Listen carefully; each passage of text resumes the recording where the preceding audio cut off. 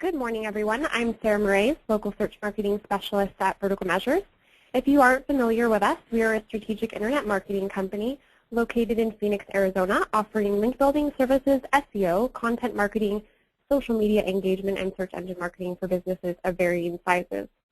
Vertical Measures provides marketing expertise to businesses, universities, and agencies worldwide. We have a lot of registrations for this webinar, so if you don't mind, we'll give them just another minute or two to get on the line, and we'll get started in a moment.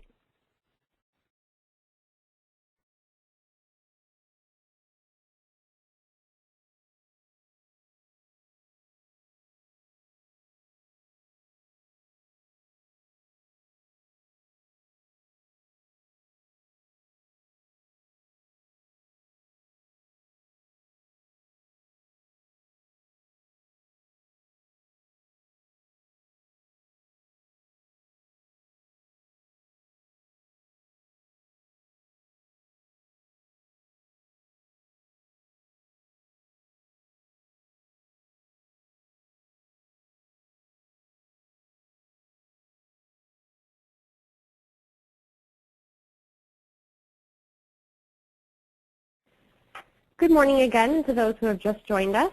Once again, I'm Sarah Moraes, Local Search Marketing Specialist at Vertical Measures, and I'm here hosting Vertical Measures Monthly Webinar Series. Today's webinar is titled Local Search Marketing in the Age of Google Places, presented by me. Before getting started, I just want to let you know that today's webinar will be available for replay later this afternoon on our website at www.verticalmeasures.com/webinars, assuming there are no technical difficulties, of course. Given that there's enough time at the end of the webinar, I'll be happy to answer any questions, so please make sure to ask them in the chat applet located on your screen. And any that we don't get to by the end of our hour together, I can email you after the webinar. And finally, if you can hear me but you can't see the PowerPoint slides, please attempt to reconnect.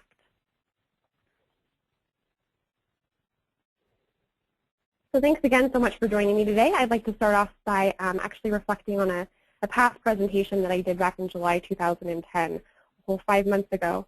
We did a webinar on local search marketing, and I can tell you that since then a whole lot has changed. The local search space is constantly evolving, and there's some great opportunities out there for local businesses. So I'm excited to share some updates with you and get you up to speed on what's happening. This is a quote from my boss, actually, Arnie Ken, that he often uses in his SEO and link building presentations, but it really makes a lot of sense for local, even more so now that the local and organic search results have been combined. When people search for your business, they're either going to find you or your competition. So if you're not out there marketing your business online, your competition likely is. The key topics we're going to be covering today: the local search marketing industry as it stands today, including recent changes from Google; keyword research and optimizing your website for local search; claiming and optimizing search engine listings; customer review sites like Yelp and Foursquare; and solutions for businesses that serve customers at their homes or out in the field. So why is local search so important? I'd like to talk about a few statistics and numbers that really drive home the fact that local is huge. It can no longer be ignored. In an eye tracking study conducted by Sentiment Services for the Local 7-Pack, it showed similar results as the heat maps that you see for organic results, where most people are looking. You hardly see anyone looking below the fold or over to the right. They're looking at those top results, which is clearly you can see in this image. Also, Google announced that there are over 4 million claimed places pages worldwide, 2 million of which are in the U.S. Facebook Places came onto the scene in August 2010. Foursquare arrived in 2009, and on December 1st of 2010, announced that it had over 5 million users. Google made a massive change to their Places layout in November, combining the organic and local results. And everyone kind of finally agrees local is huge. Also, another statistic worth mentioning: according to a study by ComScore based on 2008 and 2009 data, local search grew 46% over that year, while general search only grew 31%. 80% of consumers expect businesses in their search results to be within 15 miles of their location, and 70% of all searches have local intent. A more recent study that was conducted, as you can see here, this is from a press release, nearly all consumers, 97%, now use online media when researching products and services in their local area. Among the consumers surveyed, 90% use search engines, 48% use internet yellow pages, 24% use vertical sites, and 42% use comparison shopping sites. So as you can see between these two studies, local search is really what's happening. So this is a slide actually from my last presentation that I talked about that I did in July. This is how the local search listings used to appear in the search results. In November 2010, Google combined the local and organic results. Today it's often called either the OPAC, the organo-local pack, a term that was coined by Mike Blumenthal during that time. The local results used to be most commonly called the 7-pack. When a searcher conducted a geo-specific search, Google would display 7 results as determined by an entirely separate algorithm than the organic results, along with a map to the right with those 7 businesses. And here's what most people are seeing today. It's drastically different. You have sponsored links at the top, the places results just below that, above the organic results, and then over to the right, you have geo-targeted PPC results, which we'll discuss a little bit later. And Google is always testing different layouts. Many of us wish that they would just settle already, but sometimes people do see different results depending on where they are and what they're searching for. And this can also be influenced by personal search, but again, this is what most people are seeing. With the new local organic results, this essentially means that all the factors that affect organic search are now affecting local search. So the key components that we're going to talk about today: on-site optimization, a properly and ethically optimized site for your geo-specific terms, including localized content, citations and links and references, also known as citations to your website and business from other local sites, are really important for ranking. You want to get as many links and citations as you can, and we'll talk about some effective tactics.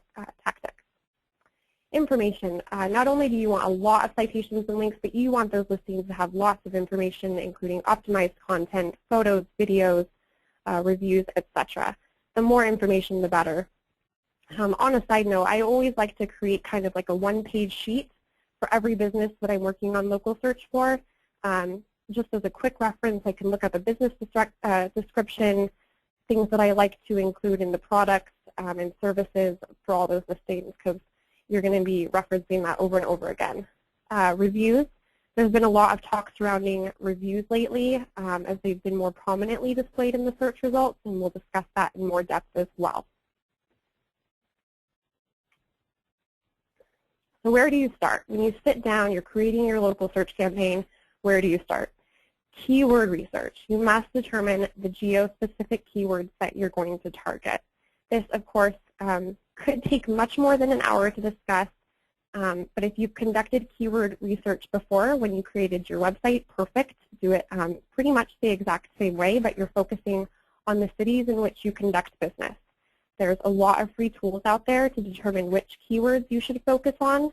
The different tools, at different times, they sometimes show different results, but here's some great free ones that can be used together to determine which keywords you should be targeting. So once you've determined your keywords, you should set up and optimize your website for best visualization for the search crawlers and for your visitors. The first 3 most important items that a local business needs to have is NAP. This is a commonly used industry acronym for name, address, and phone number. A business must have an appropriate business name for the services and products it provides. So an example of a name that might affect being found is if you just have a name like Bethany's. Well, Bethany's what? If Bethany sells shoes or jewelry, or if it's a breakfast restaurant, a slight change of your business name can really help be found online significantly. Next, a local address is essential today to be listed in the Google results. Whereas in the past, businesses might have created fake addresses or P.O. boxes, these are being penalized. A real local address where the business owner can meet with customers and receive mail is critical. So what does this mean for businesses that service customers in their local areas or at their home? The business should still have one local address where a business owner could meet with a customer if needed, and the business owner can receive mail. Again, it should not be a P.O. box. And finally, the third equally important item is a local phone number. A business should avoid at all costs having only an 800 number. These three items should be displayed on every page of a website and should be formatted so that the web crawlers can find them. These items shouldn't be placed as images. So if you have multiple locations and you can't list the address for every location on every page, just list your business name and like a main phone number, kind of like your headquarter phone number. So metadata. Next, optimizing your website for local is really similar to optimizing your site for keyword phrases that aren't geospecific. So ensure that every page and area of your site that has to do with your geographic locations and services are optimized for those geospecific keywords. Be sure that your title tags, your meta descriptions, your H1s, etc. are all filled in.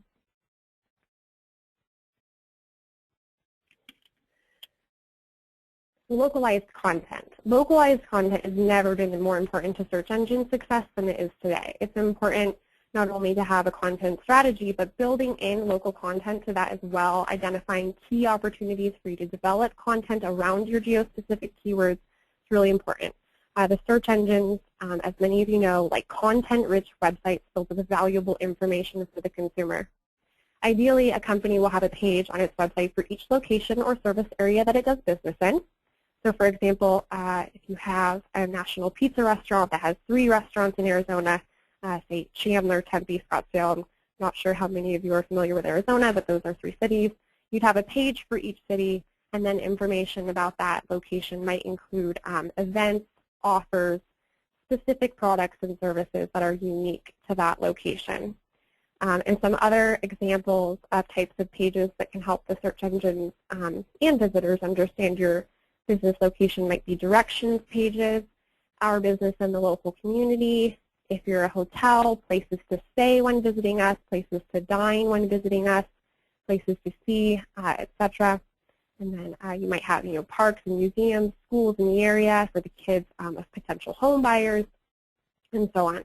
You might even consider starting a separate blog for each location if you have a lot of news and things to talk about. Blogs are a really great way to continuously generate content for your site. Rich snippets. Including rich snippets in the markup of your website enables Google to more easily identify geographic information about your business. An example of information that you might want to wrap with this markup includes business name, address, phone numbers, reviews. You're telling Google essentially, hey, this is relevant information that you should show users when they're searching for keyword terms related to my business. This is definitely something that should be discussed with your webmaster. It's really easy to do. It takes just a few minutes. You can visit the Google Webmaster Toolbox for steps on how to do this. There's kind of like a whole tutorial there, and it's really simple. So after you've optimized your website, you want to claim your search engine listings. Google actually did state that a claimed places listing doesn't have a better chance for ranking than an unclaimed places listing, but I cannot say this enough. You should claim your listing to ensure that you have control over this information about your business. There have been a lot of cases of businesses claiming each other's listings and posting false information. So Google Places. We're specifically going to just quickly cover the steps of creating a Google Places listing. It's where most people are searching. So you are going to need a Gmail account. And if you've already got one, perfect. But I recommend actually setting up a separate email account for your local search efforts. You'll be receiving a lot of emails to verify your listings and regular emails from these sites. So I recommend usually something like companyname@gmail.com, company.local@gmail.com. And then so once you're all set with that and you're logged in, you're going to go ahead and fill out your business listing information. Fill out this listing with as much information as possible. As I mentioned earlier, I like to keep a document around for each business that has all of the information that I can quickly access. So go ahead and complete these fields, but there's a select few that you're going to want to pay more attention to and have been noted as being important for rankings. So your business description, you have 200 characters to describe your business. Give careful thought to this description, and while it's not a required field, you should definitely fill this out. Don't keyword stuff here. There's other areas that you'll be able to list the products and services that you offer, as well as a business category section. Keyword stuffing your business name or business description can lead to serious penalization, and it's really in no way beneficial. While many businesses, or while maybe businesses used to be benefiting from this, Google has actually been sending out emails notifying businesses to change their listings due to practices such as this. So they're really enforcing their own rules. Something that I often recommend and usually works really perfectly for this business description is a press release boilerplate. It's just 2 to 3 sentences of generic information about your business. And then business categories have been highlighted as one of the most important factors in the Google local ranking algorithm.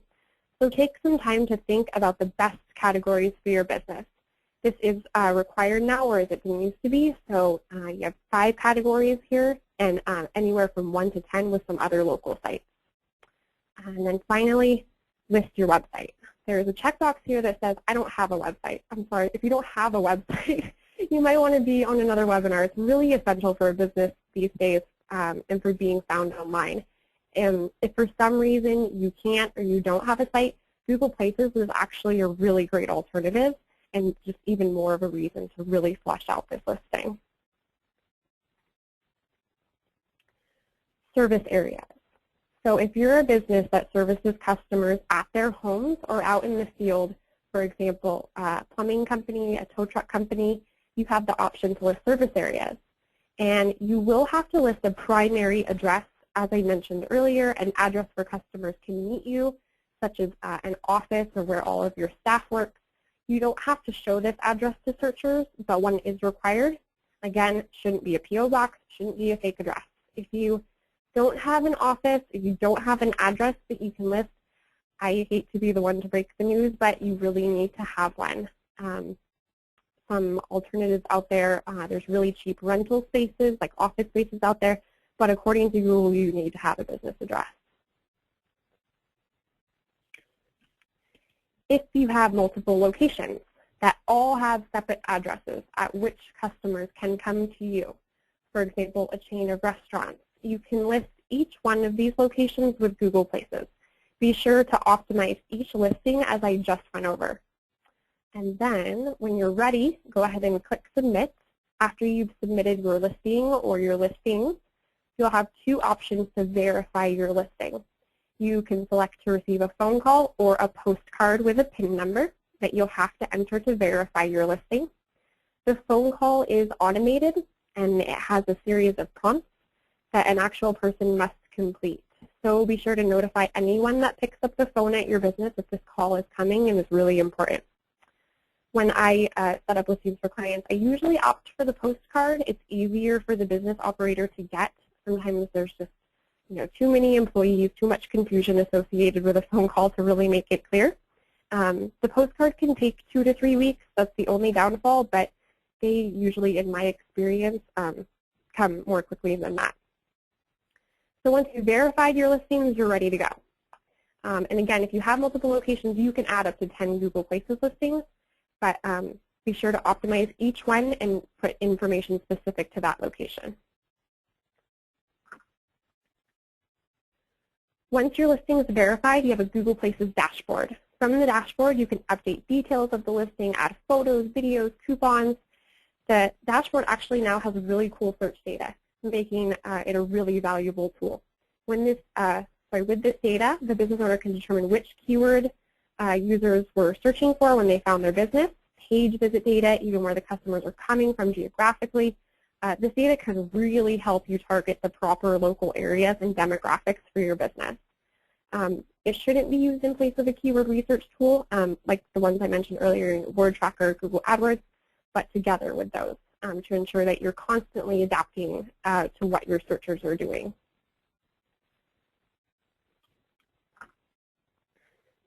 So Google's paid features. Google Tags and Boost can both be controlled within your Google Places dashboard, which is really nice. Tags can now be applied to a listing. For example, a business can tag something like a phone number or a particular service to make it stand out, or a limited time coupon or offer. I think that tags, they really do make a business stand out in the listings. I think that they're worth trying. I don't think that they've been around long enough for there to be really enough data to really say yes, they absolutely work, or no, they don't. I think that that would really be on a per business basis. But tagging a promotion or a coupon is a really great way to make your listing stand out, and they are $25 each per month. Google also recently launched Boost, a location-based advertising product. Boost ads show up when users search for local businesses over in the sponsored link section of the search results. Boost was released in October 2010 and was initially available in San Francisco, Houston, and Chicago, but it's currently available, I think, in like 13 or 14 cities or states now. So to create a Boost ad, you go to your Google Places dashboard. Initial setup's pretty easy. You set a budget like with PPC, and the algorithm takes care of the rest. And always be checking out the Google Places support area and blog to see for updates as to when these types of features are available to you. So once you've optimized your website, you've set up your search engine listings, you're ready to start creating citations and links to your site. So what exactly is a citation? The way I like to explain it is that citations are to local search as links are to search engine marketing.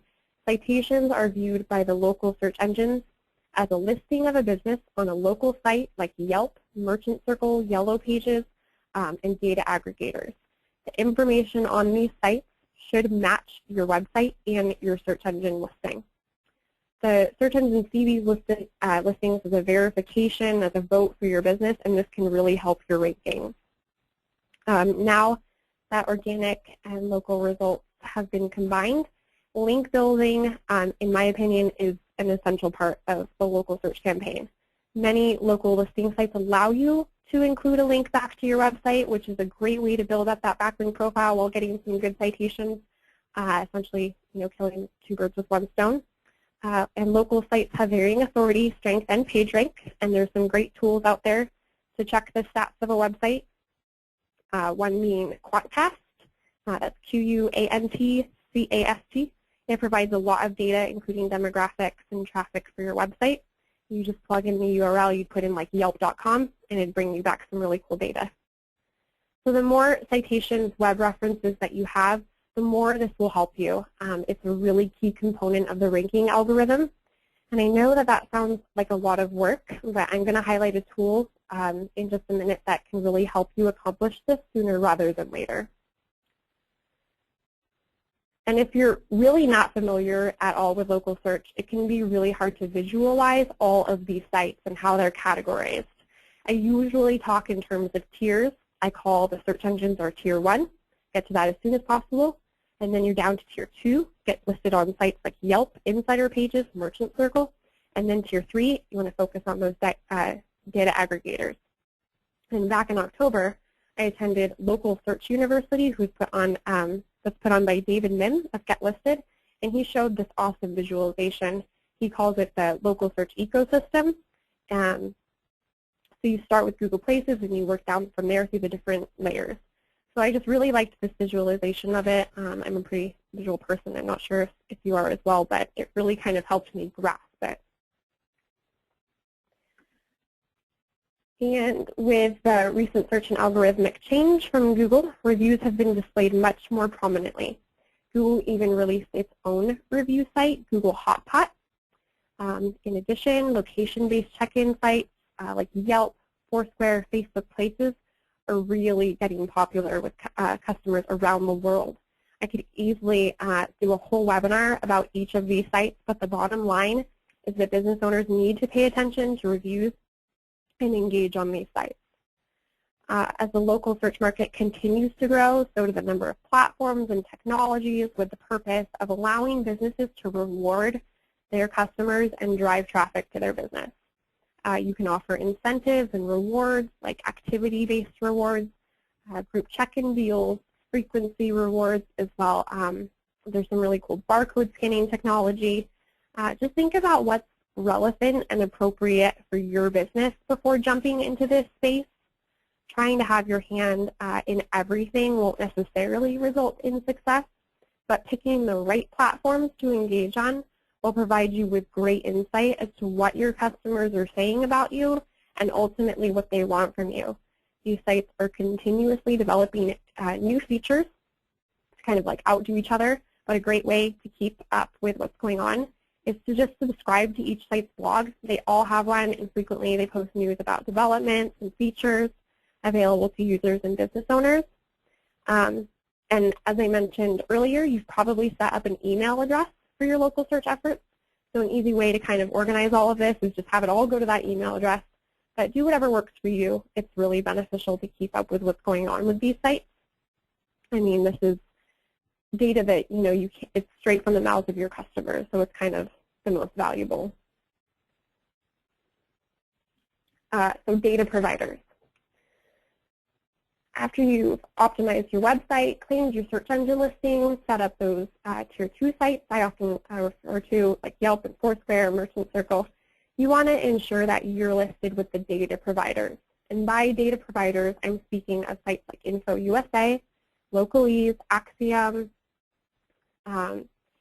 These sites don't actually show business listings, but are simply data collectors that gather and store business information. The search engines then gather data from these sites, often verifying that they themselves have the correct information. And I list Universal Business Listing here, and I'm going to talk about it a little bit more. Creating citations can be time-consuming if you don't have the ability to hire an internet marketing or local search company. One of the fastest ways to get your business information out to the local search and directory sites is to submit your business to a service like Universal Business Listing. All you have to do is pay a fee, submit your business once. There's different levels of packages for UBL.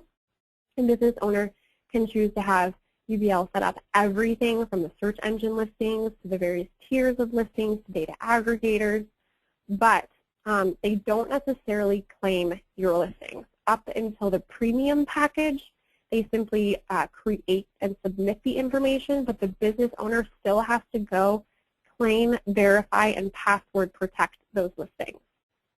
UBL has over 75 fields of information to fill out. They allow you to submit photos and videos. And then I just talked about the data aggregators. They also submit your information to those. So always make sure that your listings are claimed and verified, you, the business owner. But UBL is a really helpful service to get you started. Google Analytics. Knowing where your traffic is coming from can provide great insights as to what's working and what's not. After all that hard work that we've just gone through to implement a local search campaign, it feels really great to see the traffic coming in from the various channels that you created. Google Analytics has more features and capabilities than many are aware of, providing a lot of valuable information. And I think it's really worth going through the course that Google offers. It's free, and it's called Conversion University. It's www.conversionuniversity.com, and it's basically a bunch of tutorials teaching you how to do Google Analytics. So since the local search results merged with the organic results, you can't actually track traffic directly from the local results, but there's a couple of different ways that you can set up advanced segments in Google Analytics to see where your traffic is coming from. You can do traffic from search engines by city. So you can track what geo-specific keywords people are coming to your site for. You can track traffic from Google Maps subdomain.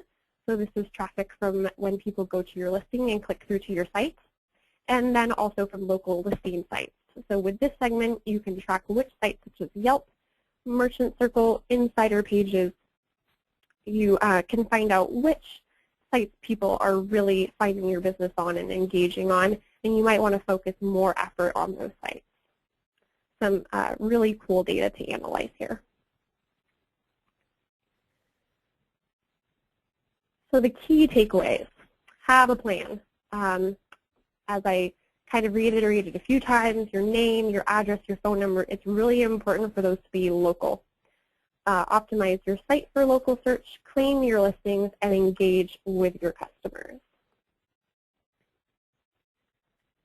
So we have just a few minutes for some questions. Go ahead and use the chat applet over to the right to answer your questions. I'm just going to try to scroll through. Let's see.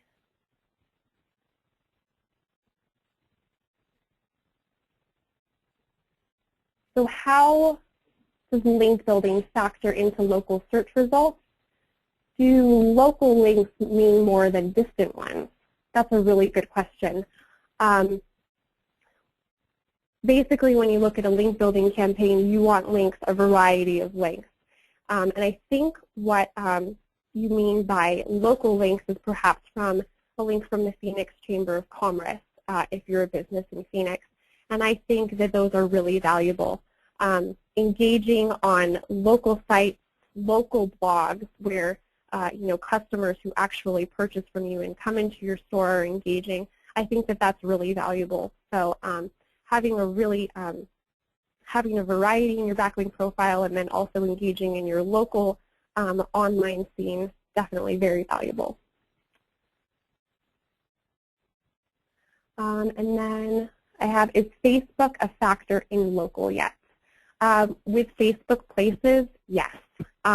It's pretty new and it doesn't have all of the features that a site like Foursquare and Yelp does. But in my opinion, I think that it's kind of getting those people who are like, they're on Facebook and they're not sure if they want to dabble in Foursquare, if they want to really dabble in Yelp. It's introducing them on a platform that they are used to already engaging on.